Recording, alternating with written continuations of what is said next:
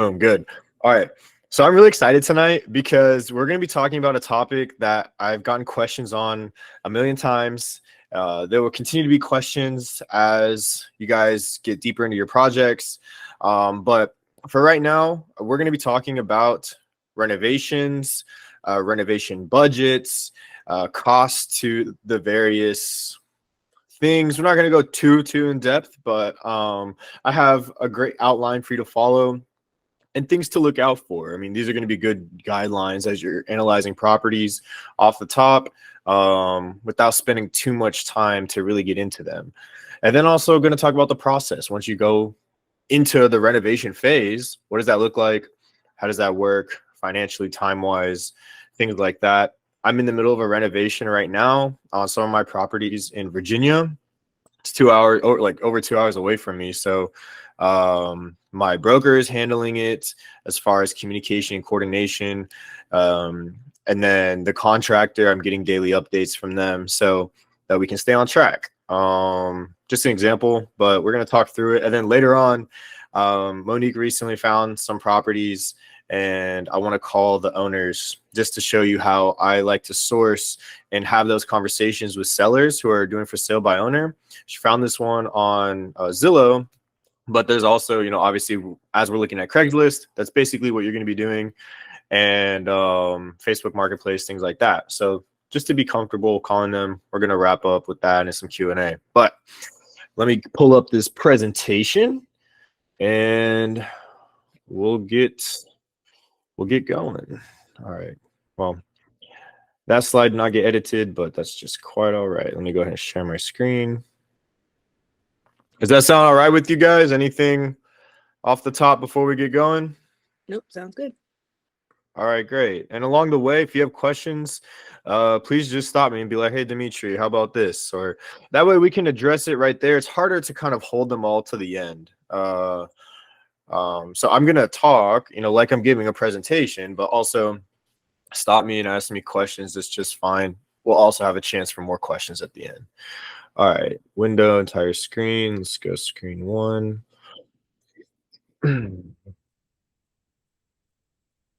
All right, just let me know when you can see my screen. View slideshow. All right, we're sharing, right? You can see the presentation? Yes. All right, good. All right, I'll get started. So this is going to be our, let's say, module, I don't know, training on renovation estimating and budgeting, as well as the process. So where do you start when you're doing this for a subject property? Well, first, as far as estimated renovation costs, it matters where the location is. Something that you're going to be doing in Raleigh, Durham, or Fayetteville, North Carolina is going to be different from New York City, is going to be different from Birmingham, Alabama, Little Rock, Arkansas. Some of those markets may be similar due to their cost of living, cost of materials, things like that. Ones like New York and more outlier areas are going to be obviously more expensive. So your location, the property size, obviously larger property, in tandem with the location is going to cost you more. Sometimes a property that's 1,500 square feet and 1,500 square feet in two different locations, one will cost more even within the same city because the interior expectations and standards for this neighborhood are much nicer finishes than this neighborhood. And we always want to update to the neighborhood. That way we're not kind of falling behind, essentially, or overdoing it, right? So property size, in tandem location. Your investment strategy. Are you fixing and flipping, or are you doing a BRRRR strategy, or are you just buying a rental property? So if you're going to be doing a fix and flip, you want to, like I said, match the neighborhood, the ARVs, the different comps, the new homes that have been sold and updated. We want to update to that level. And we want to put out a great product. We want to do a lot of replacements over repairs for things that would matter to the end buyer, to the new family moving into that home, to the products you're putting on the market. For a rental property, that's going to be your investment in your portfolio. Okay, it needs to be in good condition for the tenants, but there's often times where you can elect for a repair versus a replacement. If the repair is going to be more, steady, you also don't have to fix it up all the way to brand new market standard, because it will be a rental property. You can go ahead and update it, as nice as you'd like, still while maintaining somewhat of the standards of you still have to rent it out. Let me add this person. So sorry. Admit. Okay. And then let's see, view, slideshow. So yeah, that's the whole thing. How much are you going to be investing based off of your investment strategy? What do you need to do? And things like that. Your renovation scope, exactly how much renovation is needed. Minor repairs, like cosmetics, heavy cosmetics, fix and flips, like entire rehabs, things like that. All right, let's go factors. Small market versus big market. We talked about that. Your contractor options. So, how many contractors are available in the market, and who are you getting in contact with? Are you getting in contact with only the most expensive contractors, or are you and only getting one quote? Or are you getting 3, 4 quotes? Just depending, or meeting the right people who are affordable. The property size, talked about that. Materials needed, right? So different things cost different money, right? If you're going to be replacing the drywall, that costs different than building the deck. So what type of materials do you need? How long does the work take? Because you're paying for that labor over that length of time, as well as yeah, so that's like your estimation. And then to keep in mind, like, you're gonna have longer carrying costs if the work takes a while. So then scope of work, again, minor repairs, cosmetic renovation. So we'll talk about these in the ways that I think of them. That way, when you're analyzing properties, you're able to really kind of see what I'm seeing. And I have some example properties after the slideshow. Minor repairs are going to be honestly minor repairs. Maybe some light fixtures you change that just make the house updated. Maybe some knobs or faucets, paint internally, things like that. Potentially minor, quite minor repairs.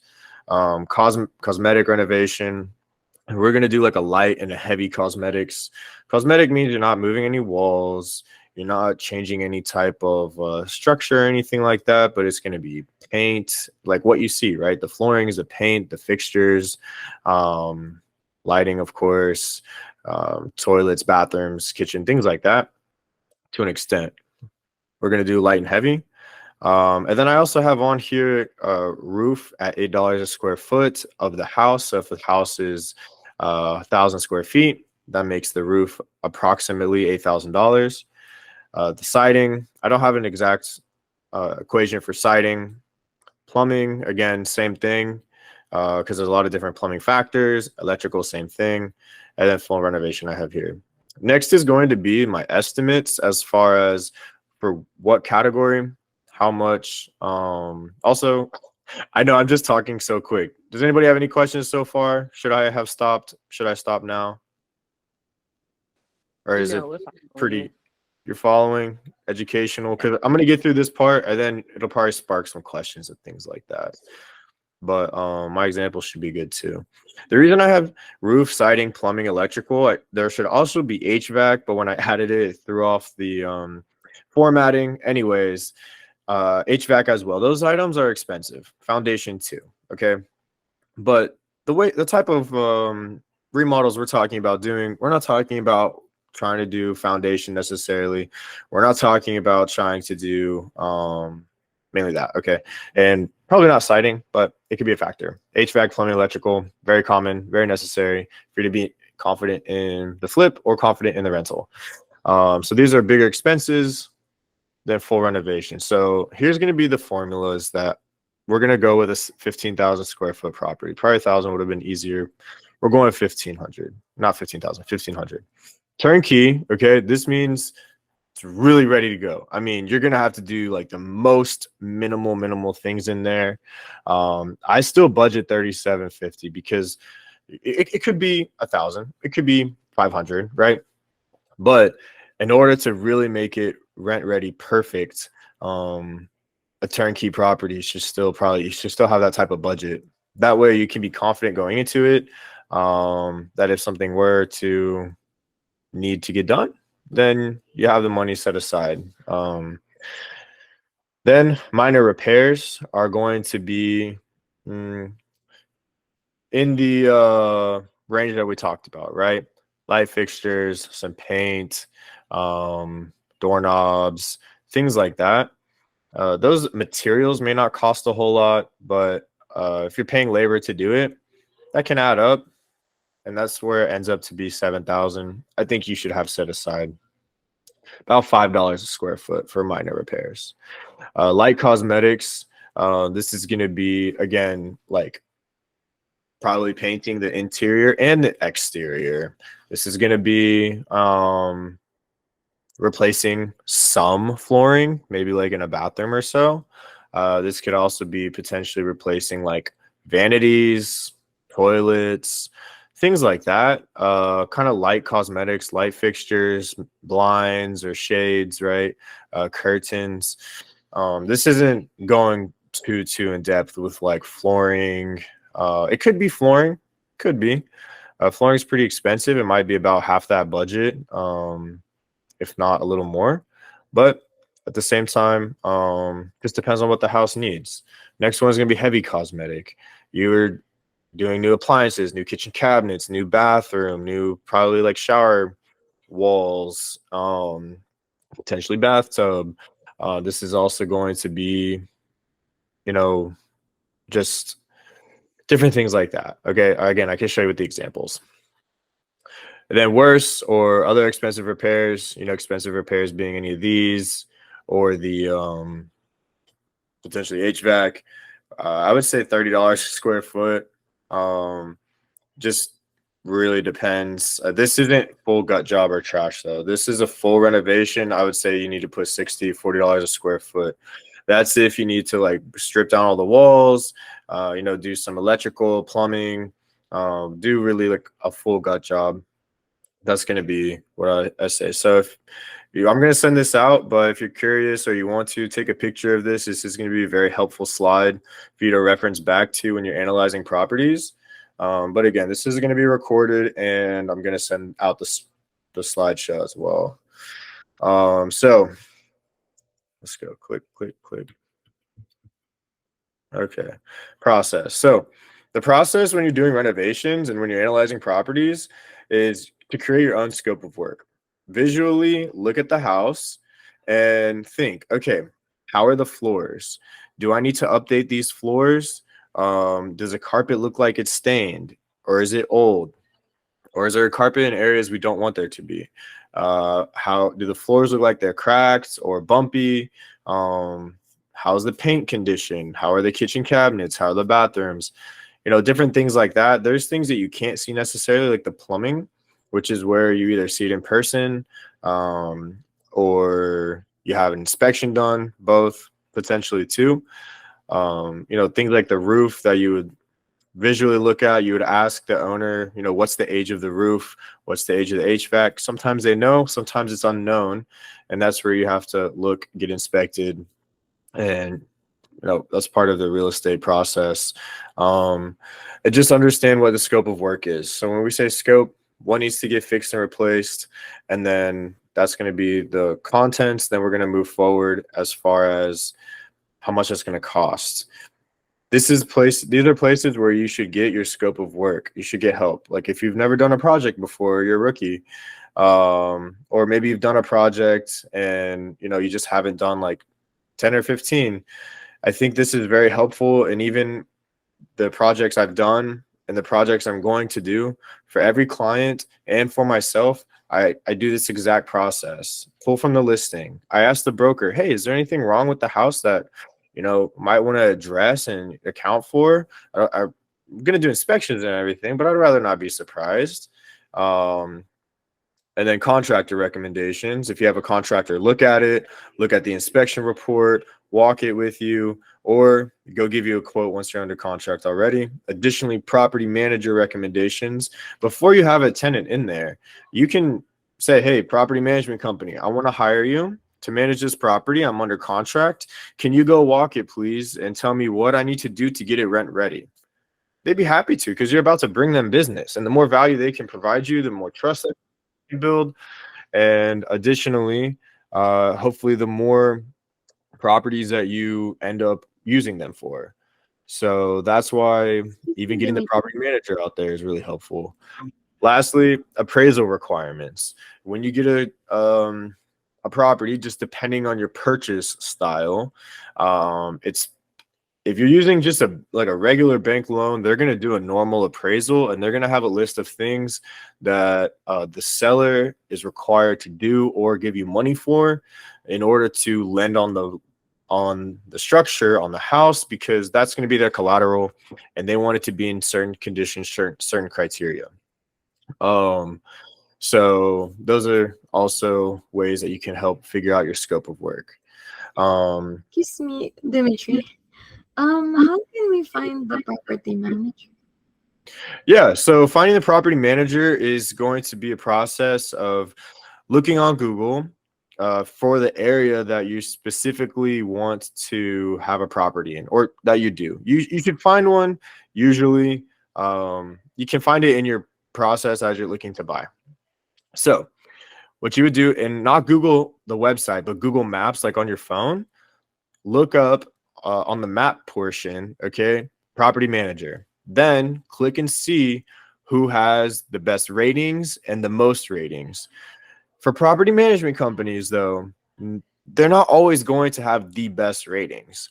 They may have people who say, trash property management company evicted me, or excuse me, tried to kick me out, blah, blah, blah, didn't accept my application, things like that. Those people are upset, but the reality is, to me as an investor, that sounds like the property management doing their job, you know? So they may have like 2, 3 stars, but those might be some of the comments. Now, you also want a number of comments, a number of reviews from clients that they have saying that they're a great property management company. And sometimes those clients are not only the investors who they're managing for, but also the tenants. Because if the tenants are happy that, hey, responded quickly to my repair requests, as an investor, you're going to know that they're taking care of your property if a tenant is even saying that, right? Otherwise, the tenants won't be on there bashing them. That's how I would say you find a property manager. Then you'd call them up and say, hey, I'm getting a property in this neighborhood.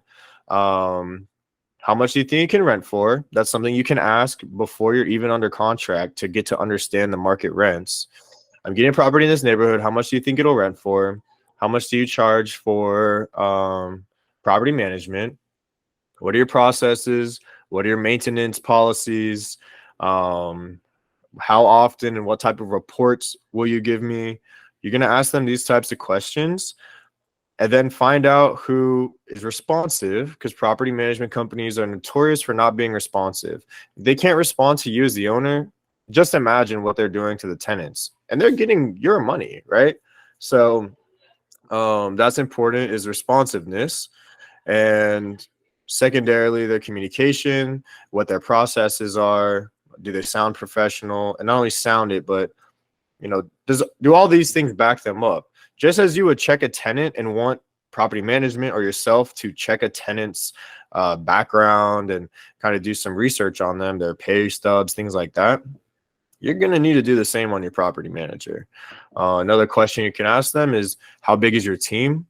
Who does your team consist of? Not necessarily names, but positions. And thirdly, you could ask them, how many properties do you manage? If they have a team of like 2 people and they manage like 300 properties, I don't know. That's kind of, I want to know what their systems and processes are, right? Because they could either be neglecting a lot of them or serving them perfectly well. Anyways, that's how you find a property manager. Does that help answer your question? Yes, thank you. All right, perfect. So in the process, you're going to create your scope of work of renovation, right? Then you're going to schedule 2 to 3 contractors. I said 3 to 4. 2 to 3 is a good number, and I always recommend like at least 2.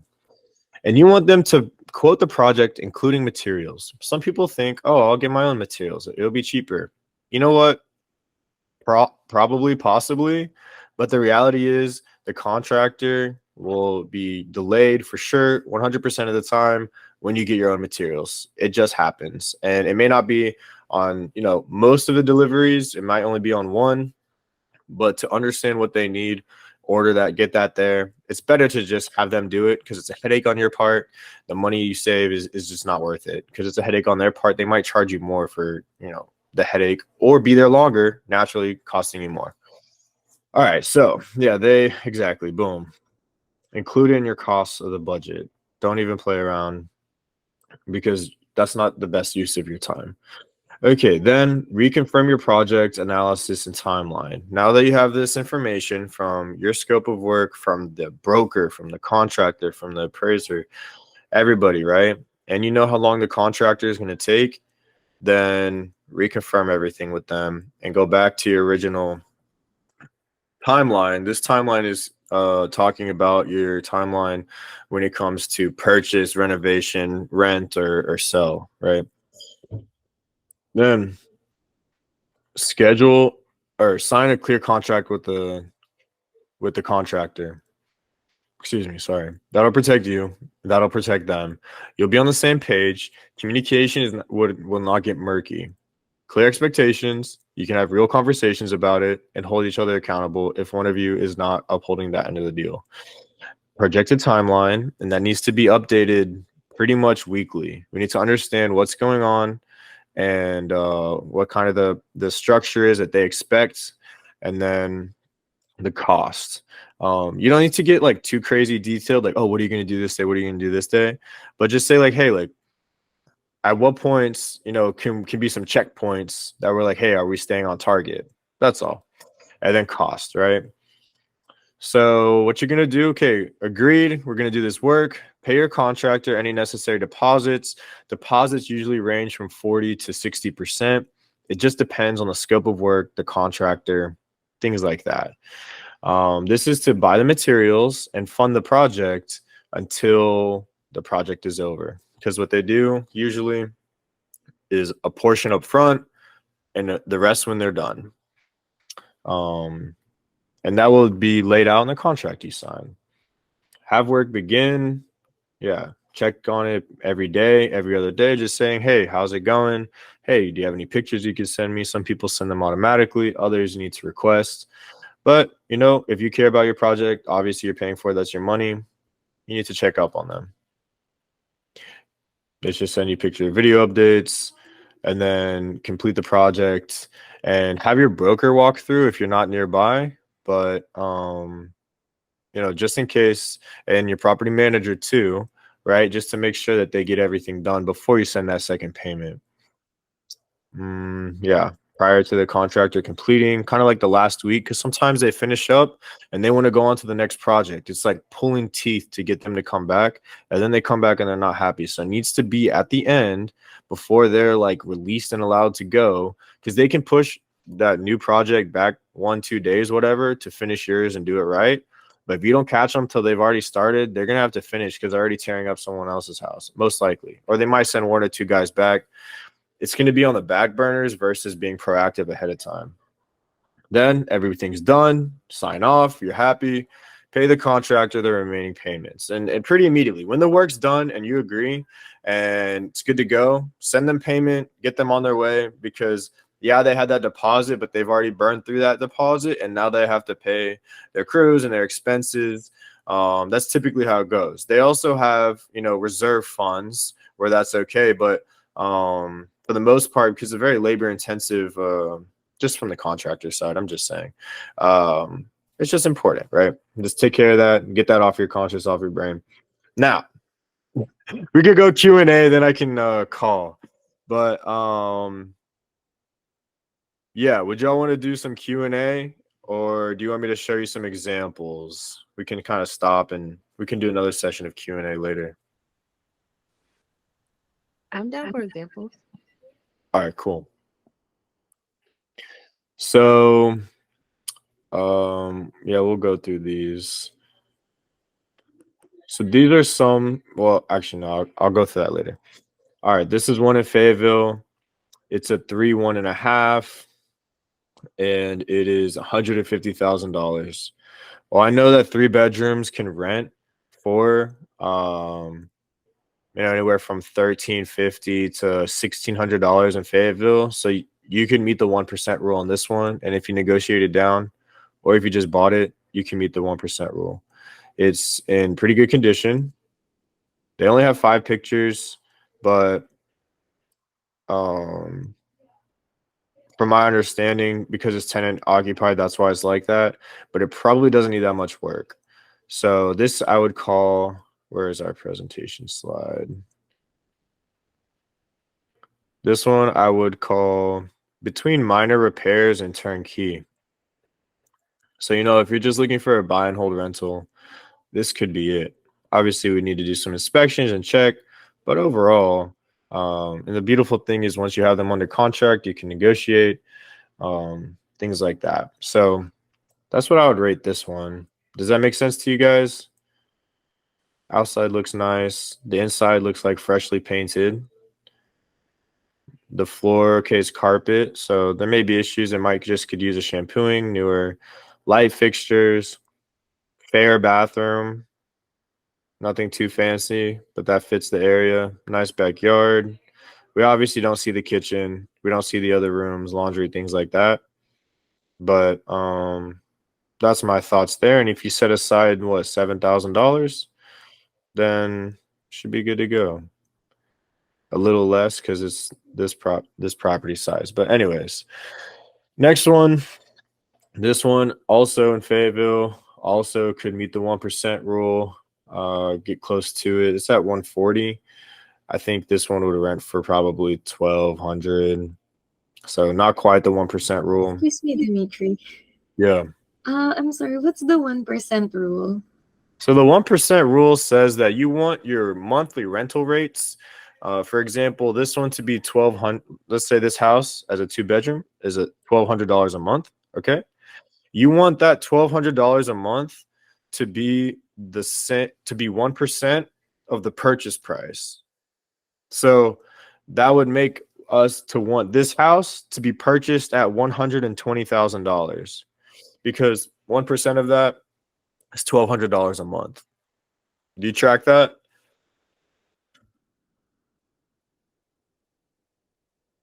Does that make sense? Yes, thank you. Oh, cool. Okay. Yeah, perfect. So this one doesn't meet the 1% rule. It's below it, but it's in great shape. I mean, it's in really nice shape. So this property is what I would consider turnkey, and that's why I put it on here. So turnkey is going to be the 250 a square foot. You're putting aside 3,750. You might not use it all or any of it really, but that just is just in case, right? So let's see the next one. Oh no, not next one. All right, we'll go here to this one that Monique found. It's in Arkansas, and this one also, I would probably make it. I mean, it looks nice. This one I would put between turnkey and minor repairs. It's much, much closer to turnkey. I don't really know for sure on this one. Like, it looks very close to it. They've kept it very clean. This looks awesome, but it's a 1930 house, so I would still put aside, about 250 a square foot to $5 on it. Yeah, 250 a square foot would give you 2,500. So I think that's perfect. And then there's this other one that she found, and this home looks like it needs work. I mean, that's not ideal to see. This porch is being held up by just some bricks, and it looks like the brick columns have fallen. It's kind of sloping. If you're doing a rental, maybe it doesn't matter that much as long as a structural engineer kind of passes it. But if you're doing a fix and flip, definitely want to pick this up. Probably paint it, make it nicer on the outside. Go on the inside. Okay, update fixtures, repaint the interior. Floor looks fine. New blinds we need right here. Kitchen cabinets are just fine. don't need to do updates on it necessarily if we're renting it out. But new light fixture.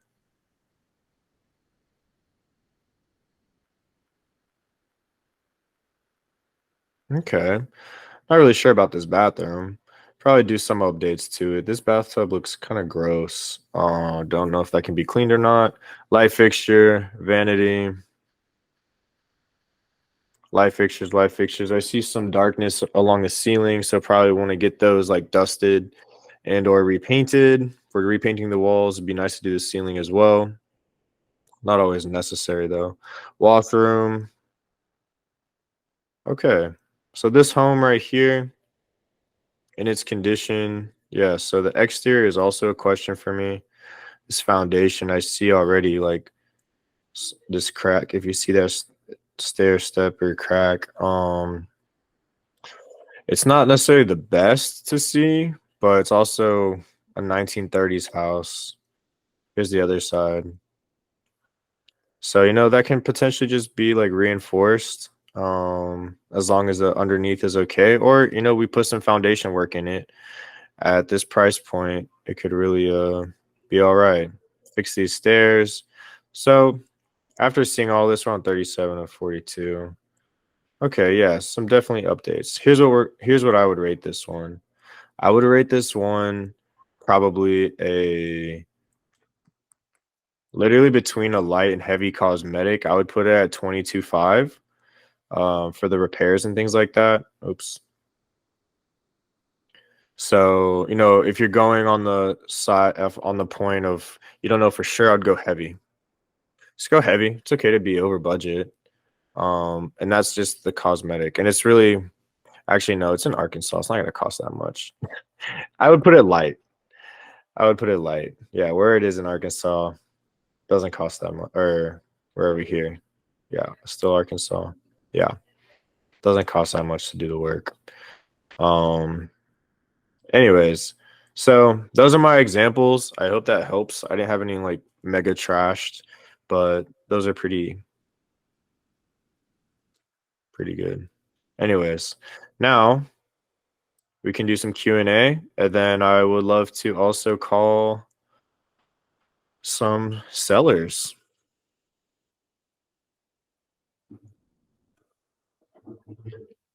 I'm ready for any questions.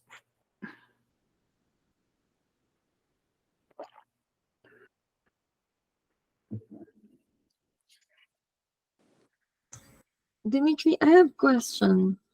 The 1% rule only applies for property that you wanted to have to be a rental property. Yes. Okay. Mm-hmm. And the reality is, you make more money if you have above the 1% rule. If you're at 2%, that's pretty bomb. Or even close to it. The it's just a quick shorthand way to know if it's even worth considering the property. Otherwise, you're going to be negative cash flow, and that's not really a position any of us want to be in now or probably in the future. That's for like I help clients buy properties like that who literally live in like New York and California who have money that they just want to park in real estate. And I'm like, this is not going to cash flow. They're like, yeah, but I'd rather it sit there than a bank. It's all right. It'll appreciate more because it likely will than the money that they lose in the cash flow in the long run. But for us, we wanted to make sure it's at 1% at least, if not higher. Yeah.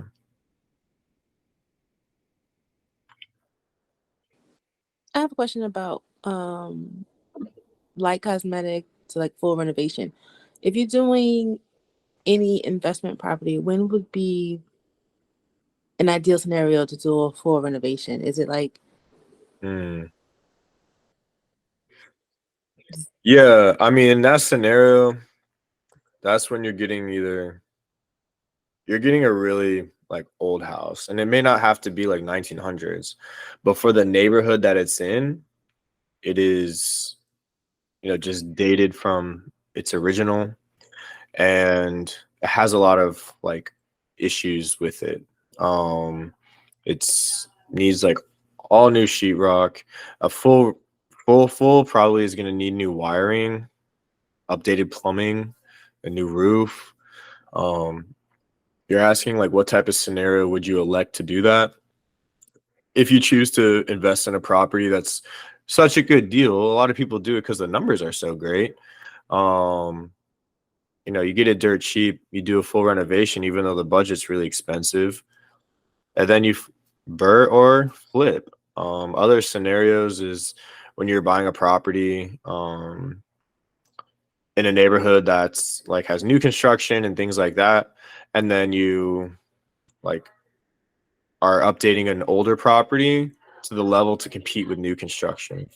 Um, and then another one is just generally like if the house calls for it, um, then you'll have to do that. But again, it'll come down to kind of like drywall condition, flooring condition, um, ceiling, even electrical and plumbing. Okay, makes sense. I was thinking about it as if I go on a higher end of $60,000, that would be my money. But as an investor, if we would want to use someone else's money to Mm. do the rehab, correct? Yeah, and I mean like hard money loans is using Yeah, someone else's money, right? yeah, Um, yeah, that's definitely when you would want to do it.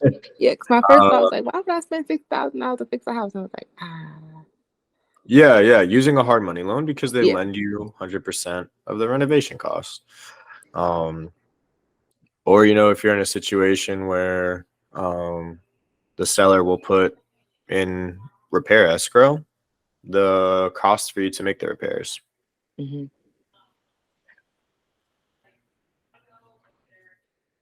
And that's going to be at closing. So whenever you close on the house, you've negotiated, hey, XYZ, I want $10,000 for a roof.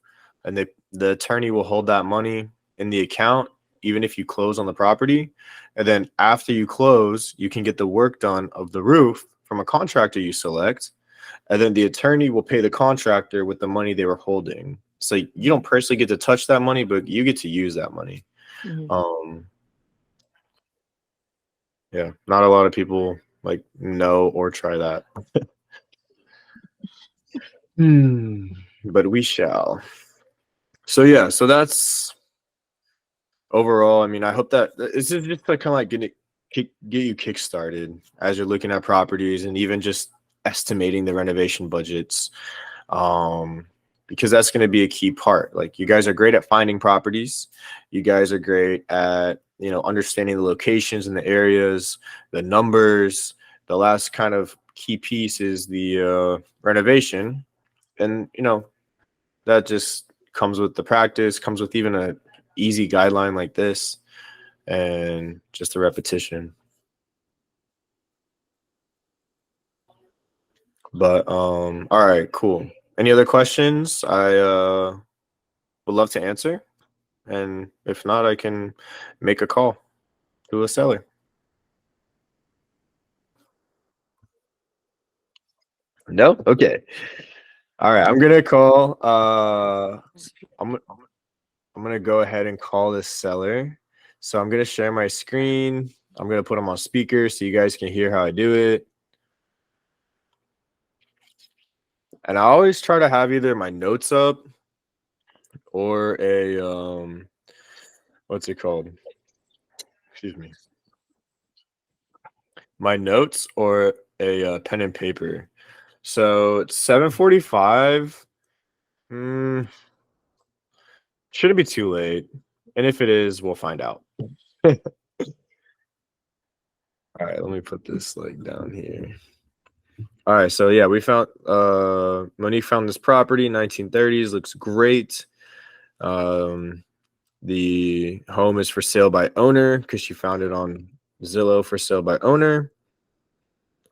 Boom. There's our number 501 517 5684. It's not subject to a listing agreement. Okay, there's no broker involved. Three bedrooms, so should be able to rent well. In Little Rock, Arkansas. Again, great condition.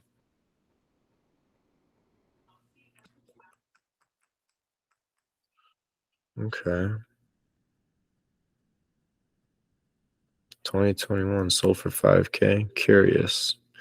Very curious, but that doesn't really matter. All right, let's give him a call.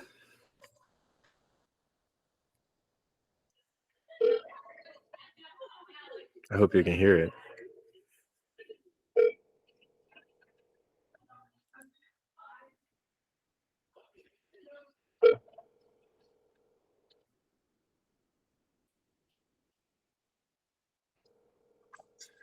It might not answer because it's out of area code that I'm calling them from.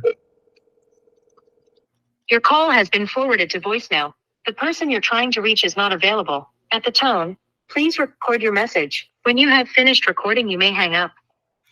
Hey there, my name is Dimitri Christie. I'm a property investor, and I was looking at your home at 3813 West 16th Street, and I was curious. I wanted to ask you some questions. It looks beautiful. I love how it is, and we'll love to talk about potentially buying it from you.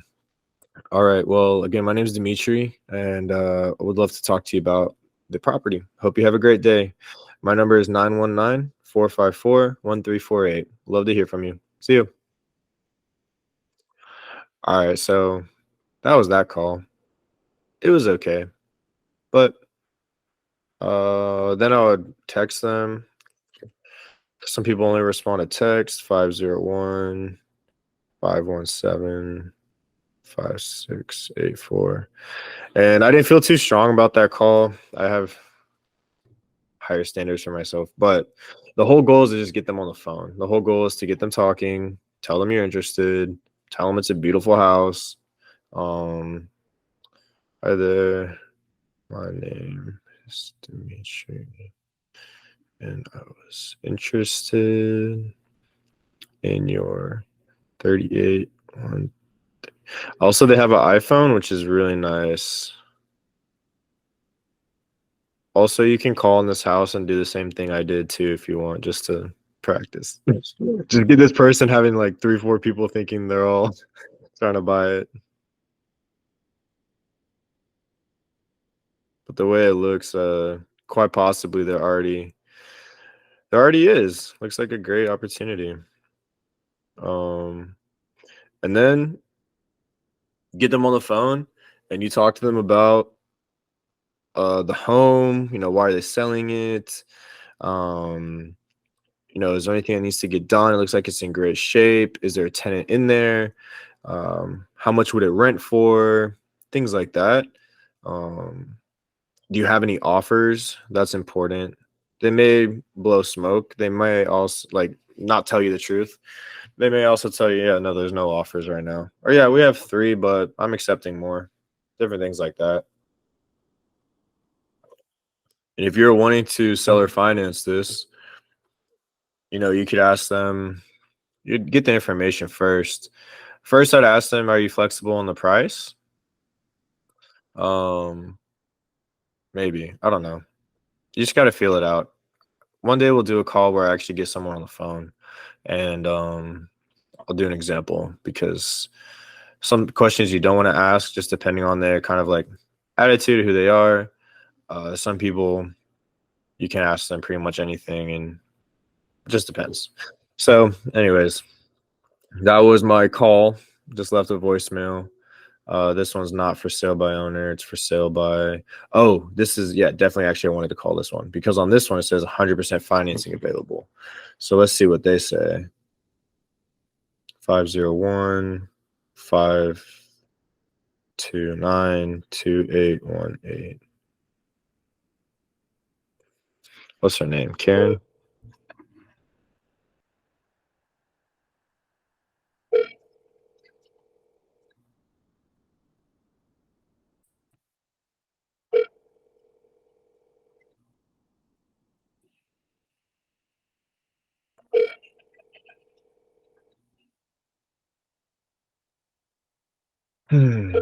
Another voicemail to send.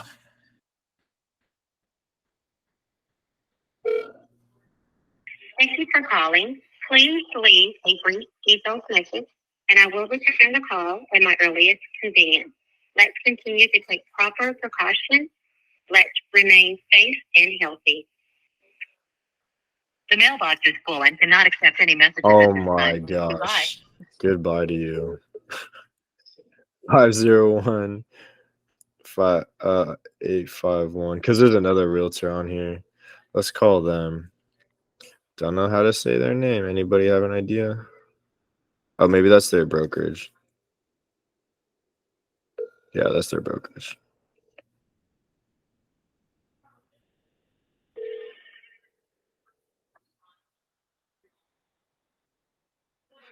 But yeah, that's what you do. You just find them, call them, try to see what the story is, get up. Hey there. My name is Dimitri Christie. I was looking at your 1710 Rice Street listing.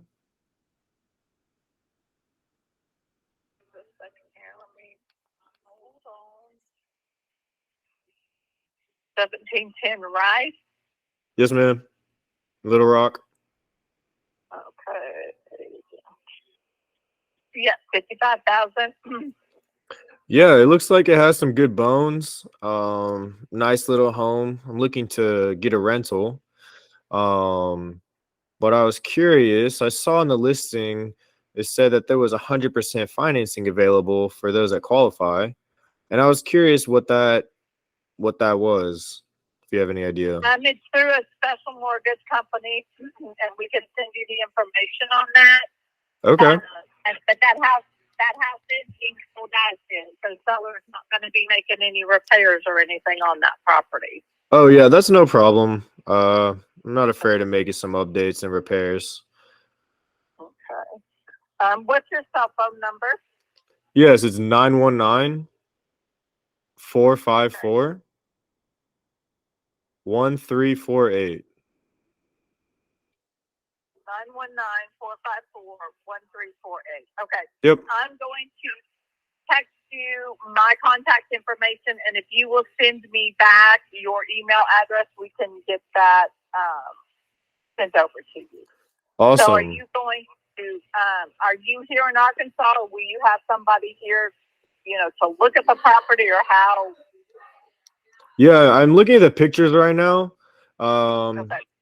Yeah, I believe I do have an agent I've worked with before there. I'd have to double check, but because I'm in Raleigh. If you've got an agent, I don't want to step on anyone's toes. So Yeah.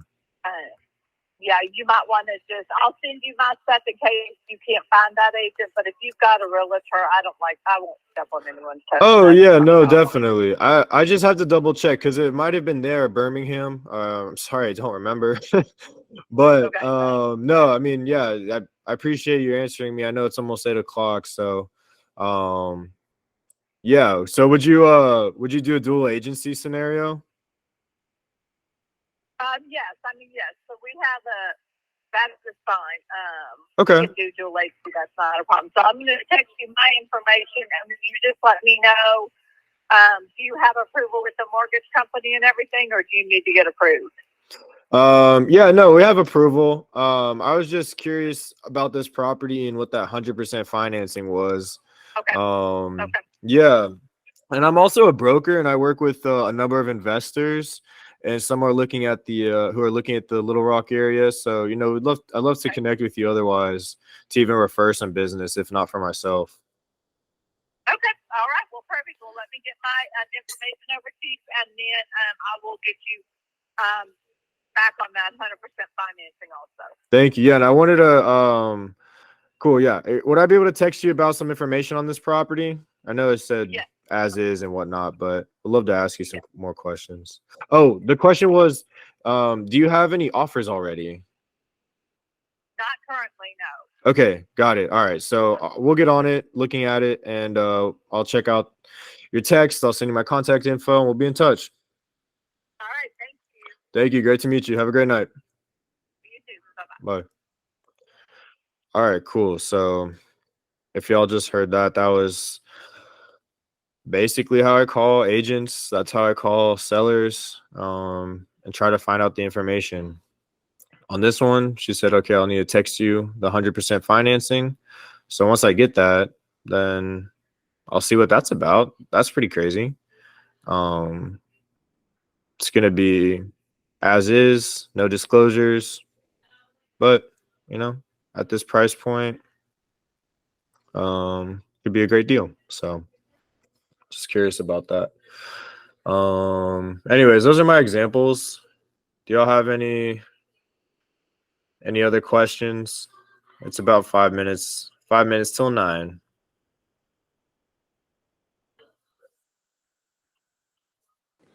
That was amazing. It made it seem so easy. Oh, thank you. No, I mean it's just talking to people. Like it's just a lady on the other side, Yeah. just being nice and yeah, I don't know. It's when you think of it as a person on the other side of a relationship. I mean, she has that property. I can only imagine how many more she has, and my goal is to invest for a long period of time. So she'll always remember me as kind, at least, and still getting the information that I need. And yeah, then we'll just follow up. And even if I'm not interested in the property, I'll say, hey, thank you so much. And then check out the financing, get back to you. Oh, check out the financing. Very interesting. But you know, the property, we're going with another one. Thank you so much. We'd love to see any others that you have come along. If you could email them to me.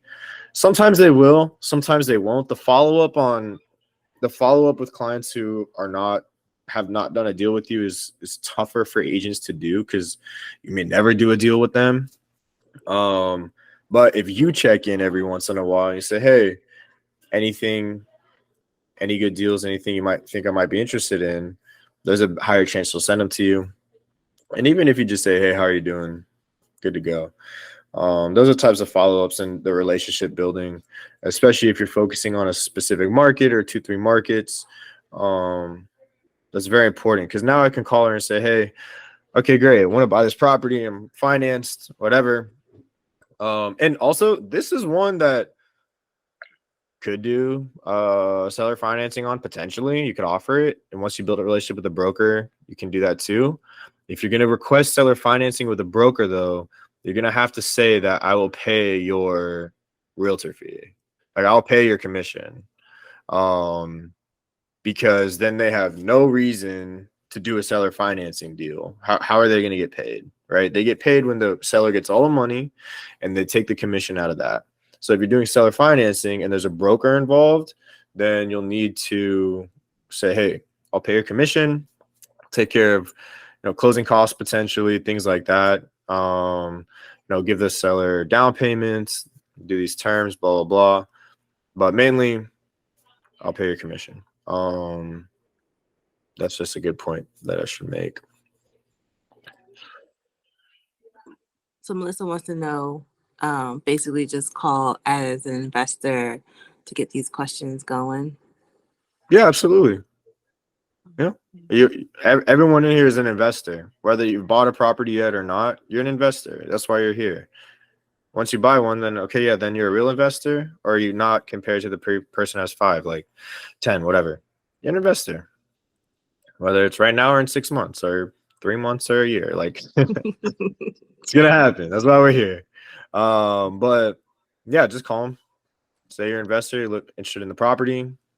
Just act serious and professional because you're gonna have to treat each one like it's the one. Like this is the deal you're gonna do. You're gonna work with that person until you actually do. Otherwise, you're not going at it in a serious manner. So how is it going to end up being an investment you put thousands of dollars into and take on that debt per se? It's collateralized, but time, effort, and commitment into it without approaching it in that way. So that's all.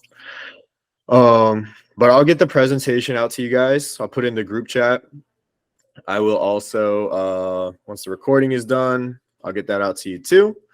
I'm happy to answer any questions. You can send me on group Slack. You can send me on individual. And yeah, if you'd like to book on one-on-one, please let me know. Let's get that booked as well. Love to keep you guys going forward. And that's that. Anything else tonight? Yeah, I think we're good. That was good. Very informative. Cool. I'm glad. Thank you. Thank you for joining. I hope you have a great night.